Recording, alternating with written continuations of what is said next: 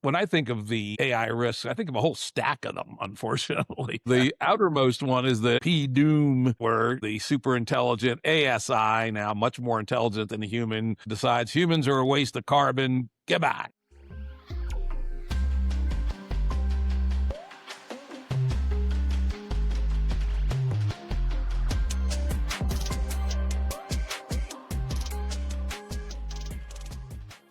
Joining us today is Jim Rutt. He's a technology veteran who served as CEO of Network Solutions during the halcyon days of the Internet. Jim has long been associated with the Santa Fe Institute for Complexity Research, where he served as board chairman. Today, Jim's chairman emeritus of the California Institute of Machine Consciousness. And this outfit is dedicated to developing testable theories of sentient AI and ethical frameworks for AI development. He's also the host of The Jim Rutt Show, which is quite possibly the best podcast out there for people who think.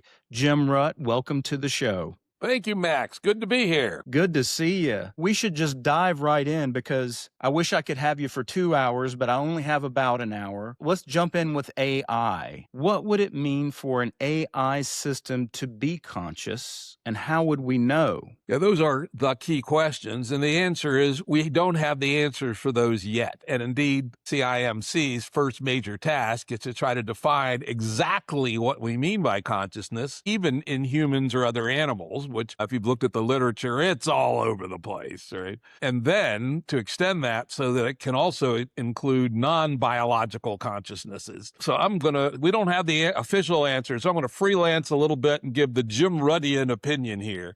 There you go. Which is, I think, the essence of animal consciousness, including human, is that we live in a sensorium where it's the kind of movie that we find ourselves in when we wake up in the morning. It includes images, it includes sound, it includes smell, includes touch, etc. And we're like somebody in the middle of this movie. But that sensorium is also connected to our various memory systems: perceptual memory, short-term memory, longer-term memory. And the things that come in and out of that consciousness in that sensorium include things from memory. And in the case of humans, includes words and texts and things of that sort. So I would expect a system that includes a sensorium, multi-factor integration of sensory information, which is processed before it gets into the sensorium. For instance, we tend to see only objects unless we're really good artists. And the world does not actually consist of objects. That's an artificial construct that our brain adds onto it. But the back and forth between the memory is what really makes the consciousness go. And for instance, it's why when we wake up in the morning, we're the same person we were the day before, plus or minus. So if we have an architecture like that in a machine, I would at least say we're getting to the point where we can think about, is that machine conscious? Is it integrating multimodalities of sensors into a single presentation? Is that coupled to memory? Does it do learning from the things that are in consciousness, etc.? Now, notice I've dodged the so-called hard question of consciousness, which is when we look at the David Chalmers question, we look at a red rose, the sense of the redness is what people call qualia, and explaining how that comes about in humans or animals is considered the hard problem of consciousness. I'm not 100% sure there actually is a hard problem of consciousness, and that a sufficiently well-executed sensorium with memory will likely have something like the sense of redness, which will be consistent between seeing red things, and the machine will remember it. And when it sees it, it'll associate the other things it associates with redness. And that may be all that redness is. There may be something else, in which case we still won't be there yet. But that's the Jim Rutt quick version of what consciousness is and how we will at least sniff that we're getting close in the non-biological realm. I think we could break it up into two types of consciousness, probably more, but let's just say there is what we would call beliefs, thoughts, and intentionality on the one hand, and then there's the what it is like qualities on the other. That's what you're talking about, is the hard problem, or the qualia. Are you interested in both types, or more the question of qualia? I'm interested in both, and I think they're both important, and it may well be that we do the first before we do the second. Though, the classic Thomas Nagel formulation is interesting in the sense that there is something to be. He used the case of what's it like to be a bat. You like to say, what's it like to be a dog? An individual dog or an individual bat is an individual. It is an agent in the world. And what is that? That's the machinery, the engineering of consciousness. The sense that the redness of the red rose, that strikes me more in the qualia range. But I think they're intimately interwoven. And at the end of the day, I don't think they'll actually be a hard problem. I'm still enchanted by the hard problem, but I do like the Nagel way of framing things. For example, echolocation with bats. What's so intuitive about that for me, and hopefully I would guess for readers of Nagel, is that echolocation is, imagine having echolocation with the granularity or the resolution that we might have vision, the visual modality. So light waves are to us like sound waves are to bats. They're not just hearing, they're sort of seeing with their ears. And this kind of gives us an intuitive idea that there must be something it is like to hear like that, much less something it is like to hear like us or see like us. But crossing those modalities with respect to the echolocation gives us an idea that there are these qualitative states that could change from one kind of being to another. And of course, that could extend to artificially intelligent beings. I like your humility with respect to this problem, and it strikes me that AI's attempt to solve the hard problem with respect to humans or AI is going to still be hard. Or maybe, like you say, there's a way to sort of diffuse the idea of the hard problem in an interesting way. I haven't seen that yet. I don't think you have either, but you might be approaching it, and that's good enough for now. Yeah, I think if we can get a functional consciousness, then we'll see if it solves the hard problem. If not, then we have more work to do. I'll give you another example. We talk about echolocation with the bat, but somebody we're much more familiar with is our dog. Primates are visual first. The vast preponderance of what's in our sensorium is visual information. For a dog, it's smell. The dog has much more of his brain allocated to processing smell than he does vision. We're the opposite. So our friendly dog, our buddy, who we can understand, he can understand us to some degree, is seeing a quite different world than we do. For those who haven't ever encountered this idea of the hard problem of consciousness, it really boils down to the question of how the physical world, including the humans that inhabit that physical world, like presumably we are made of physical energy and matter as human beings. How do those qualitative states like redness or pain or the sound or the smell of coffee in the morning, the experiential aspect of that, not the signals going through our brain or the tiny molecules of coffee striking the lining of our nose and that whole process, but the actual experiential states. How do those experiential states connect with the physical world? The answers to that tend to be fraught and difficult, and that's kind of the hard problem. So if they were to rewind this and thinking about the what it's like qualities, thinking about the scent modality for dogs, the audition modality of bats in terms of echolocation, or the visual center in the human brain, you start to really wonder how all of those things described in physical terms relate to the experiential aspect that we can't cross into those bat modalities yet. We can't experience echolocation. So that sort of makes it seem like that's something wholly other, that it's disconnected from the physical world in some way. But I agree with you. There is a close metaphysical connection. We just haven't figured out what it is yet. Yeah, we can make one more stab at it. It may well be that, let's say, the redness of the rose is a encoding that to make the consciousness efficient, we have encoded the redness of the road somewhere in our memories. And so when we see it, we always see, we get an activation of memories of the things that are of about that color, and that's what provides the sensation. Now, there's an argument against that as well, and I won't go into it, but the possibility that it's an encoding, a biologically evolved encoding to make consciousness more efficacious, I think, is another possible way that we'll solve the hard problem. No guarantees, though. There's a reason they call it the hard problem. Yeah, yeah. So it's like you could just say, what is the relationship between those experiential states and ones and zeros? And Yeah. that too is kind of, I mean, not that we are programmed with ones and zeros, but we could imagine an entity that was just by analogy. Let's leave the hard problem of consciousness for robots and people behind and turn now to the ethics of AI.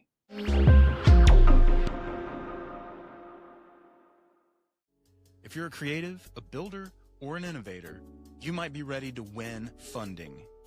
Through Human Respect Labs, you can get up to $30,000 to fund your next creative project. But not just any project. We're looking for 6 kinds of builders: video storytellers, community builders, writers, entrepreneurs, strategists, and innovators, any of which should be dedicated to human liberation. That means making government obsolete. Why? We know too much energy goes into politics, but not enough goes into real solutions. So if you're a freedom lover and you have a project idea that promotes peace, autonomy, and voluntary collaboration, we want to hear from you. Apply now at humanrespectlabs.org. That's humanrespectlabs.org. Criticize by creating.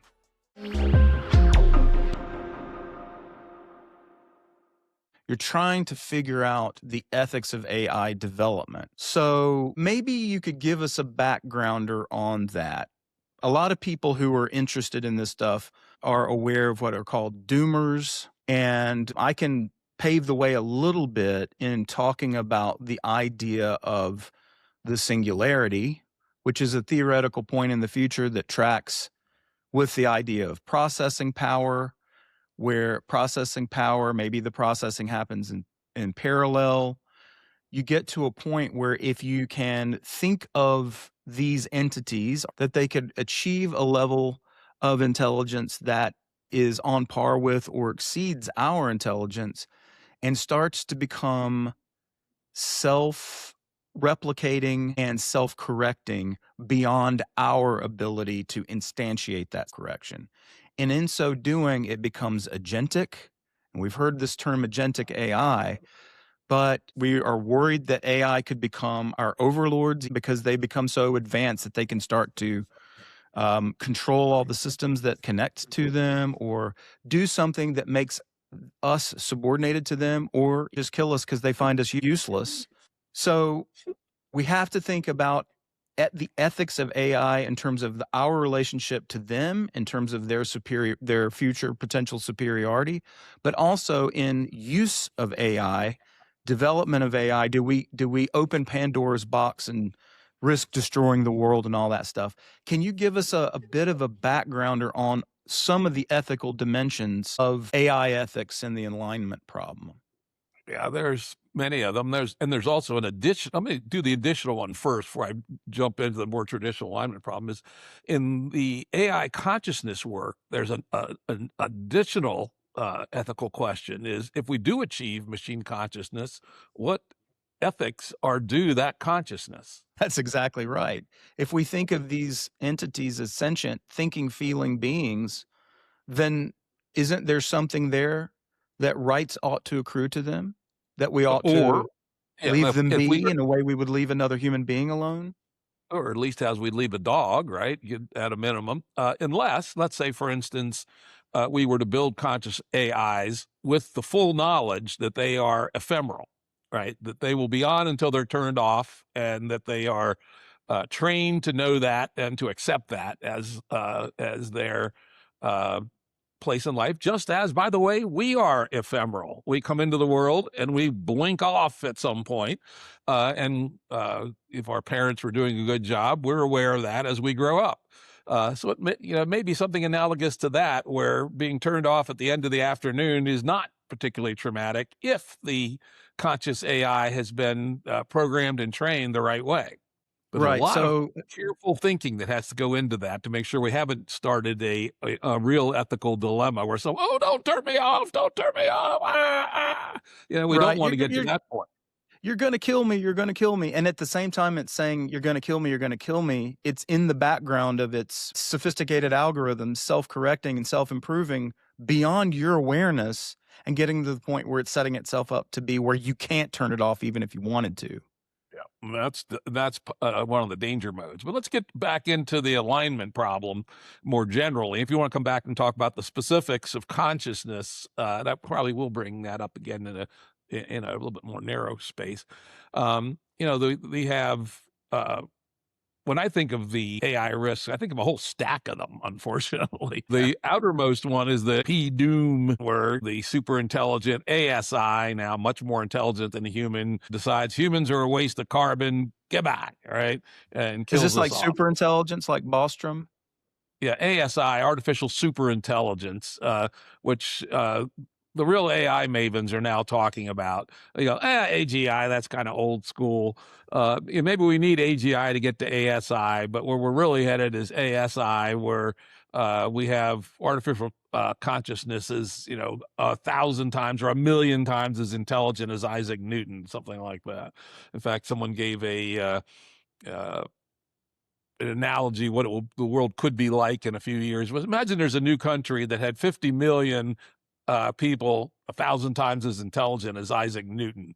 What other countries could compete with that? And the answer is probably none, if all that happens. So that's, the outer reaches of when the things get clearly much more intelligent than humans, and they could go rogue if we haven't either engineered them the right way or built security into the ecosystems around. And by the way, I put out a proposal on a podcast recently with one of the authors of, if we build it, everybody dies, right? I thought that their theory on how to step back from the brink was not going to happen because of multipolar traps and other issues. And so I proposed a different way to deal with that far out, it may not be that far out in time, risk, which is a priesthood of electricity. That every facility that produces electricity had a priest there all the time, and any facility that consumes a lot of electricity for computation has a member of this priesthood who can communicate with each other. And if there's any hint that the computers are running amok, the priests cut the power.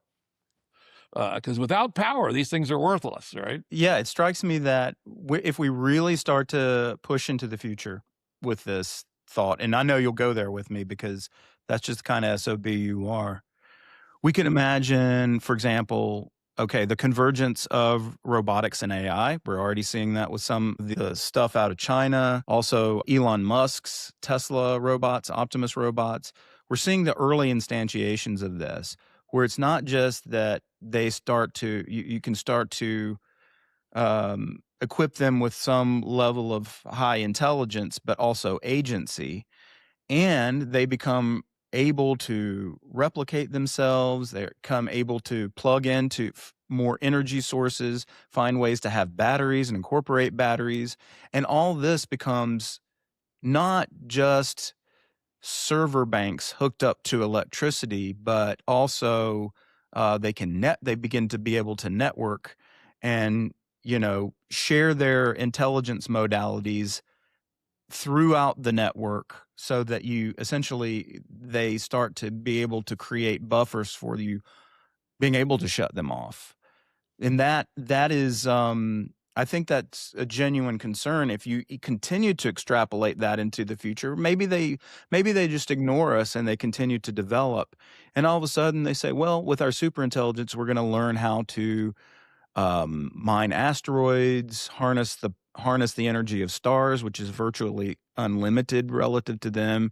And they start to develop into something resembling demigods, where they become more and more powerful, more and more intelligent, and they start to colonize the universe based in the past on a germ that we introduced, but that becomes completely outside of our ability to control it. Seems kind of like a strange thing, but if they come back down to earth and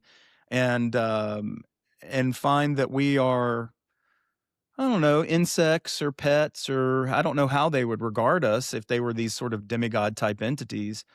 We have to ask ourselves, are these entities worth creating? Do do they preserve an intergenerational ethic, even though they now regard us as rather like cockroaches or something like that? Yeah, and of course, there's a lot of debate about that, right? That, Yeah, uh, some of the transhumanists say, oh, that would be a good thing, right? That humans will have fulfilled their role and our offspring are these AIs. Personally, I don't care for that picture, but it might happen. I do think that, people who are more human centric should be looking hard for alternatives. One that one of my friends is working on, and some other people, lots of other people as well, is the idea of evolving ASIs via brain-computer interfaces, so that we have a chimera, combined human AI, and so that as you said, the lineage, the history, the culture of humanity is incorporated into this next generation supercomputer. Uh, my question about that approach is, will it be as fast as the pure server approach, server plus robots? Because the problem is there's probably only one singularity. Whoever gets there first wins, basically. And so, let's say brain computer interface would work, but it would take 30 years, and the straightforward server robotic method takes 8 years. Oops, yeah, doesn't matter, right? right. Unless we were to choose to stop the forward motion of the server robotics road, and that's going to be an exceedingly difficult problem, for two reasons. There's the trap, multipolar trap between the different firms. They all want to be there first, so they can be even richer than they are, right? But Or we then got to they're beat the locked. Chinese. Yeah, And that's the other one. We're locked into the geopolitical multipolar trap. Yeah, if we don't do it, the Chinese will do it, and then we'll be fucked, right? And yeah. so it's really, really hard to get a collective action problem, even if we all agreed that we wanted this slow down AI development. Trying to get that to actually happen is going to be very difficult. Especially because a defector is going to see that if they can defect and have more of the power at their disposal in some sociopathic rationale, they get to win. And that's quite scary. And of course, when you have governments who are very interested in AI as a means of power, having, keeping, preserving power, they're going to be the most likely to defect. So it's like, yeah, it's like, we're not going to develop this powerful thing. We agree to sign this treaty where we expect that you won't do it too. And then in secret, they're all doing it. And then boom, Pandora's box opens and we're back to this problem. It's interesting that you're talking about, though, this, because I'm thinking about Neuralink. One of these convergence ideas is, Elon Musk is really interested in it. He's like, if we can't put the toothpaste back in the tube with respect to AI, we want to then be able to try to form these, as you said, chimeras or cyborgs or something, where we're along for the ride as human beings. And Neuralink is sort of the first instantiation at this. We can imagine AI helping us along the way to continue to have this cyborg relationship and develop it so that we do get to be along for the ride and we don't create our future demigods where we become relative cockroaches. Um, but then there could be a lag, as you say, with respect to just pure AI, or that, it could help us accelerate that path too. But that also is a weird sort of dehumanizing thing that we have to sort of accept as a grand compromise in order to feel like we're not losing our humanity at all. It is a very strange thing, and that it knocks people upside the head in the sort of Leon Cass kind of way. You know what I mean? Which is, the ethic of disgust, I guess you Yeah, could say. Most people don't like the idea of having our posterity or our progeny be cyborgs. But anyway, I don't know. I mean, is that a compromise you'd be willing to live with if we thought the alternative were cockroaches, or do you think we should hit the brakes? uh, if we could, I think we should hit the brakes, and here's why. Um, Eventually, superintelligence will be incredibly helpful to humanity, be able to solve material science problems, medical problems, physics problems, language problems, probably understand human psychology better. But there's no reason we have to do it right now. Think about where humanity sits in the universe. We're, 13.8 billion years after the Big Bang. There's probably another trillion years to go in the universe, something like that. And uh, getting to ASI, let's just use the numbers I just made up, pulled out of my ass. That the server robotics road will take 8 years, and the BCI road will take 30 years. Yeah. An extra 28 years in the history of the universe is nothing, right? And maybe we take longer because we want the human part to be stronger, and so the human part is on top, which might take 50 years. So, unfortunately, humans are just completely not evolved for thinking about trillions of years, right? We're thinking about how not to starve to death in the next 2 weeks, and then how to survive the winter wherever we're at, and then hopefully get laid enough to have some probability of having offspring. That's what we're really, designed for, not how to think about what's humanity's role over the next trillion years. And so it's going to require some extraordinarily powerful thinking how can we either slow down or if you read the Dune books probably, or watched the movies at least. Oh yeah. Yep. Yeah. Both. But anyway, Right. in the Dune universe, there's a concept called the Butlerian Jihad, where humans, probably at a point not too far from where we are today, decided no AIs, and they killed them all, destroyed them all. And it's why they have to use these genetically engineered astrogators to navigate space, because normal humans couldn't do the calculations, but they don't allow AI. So they have to have all these workarounds because AI, it's a social convention. There will be no AIs in this universe. Could humans choose that? It's possible, and maybe they should. Let's say they should make that a Butlerian jihad for, let's say, 100 years, and then revisit it in 100 years. Not be fully opposed to that. If someone could demonstrate how they could actually do it, as you say, without defectors and cheaters getting an unfair advantage. I mean, this whole thing is fraught with problems. But let's go back to the hierarchy of risks. We've talked about the big risk, but below that are risks that we're already already starting to experience. One of them is bad people doing bad things with sub ASI AIs, for instance, doing computer hacking, or the people in the Bostrom and Friends in the AI risk category often talk about biohazard, somebody learning how to, manipulate the common cold to give it some aspects of Ebola or something, right? Oh yeah. Yeah, and maybe that's doable in the next few years with a bunch of help from AI. It's amazing how capable they've become on scientific projects. Figure out how to, crack the security of banks and embezzle billions of dollars. Computer hacks that could bring the whole electric grid down, etc.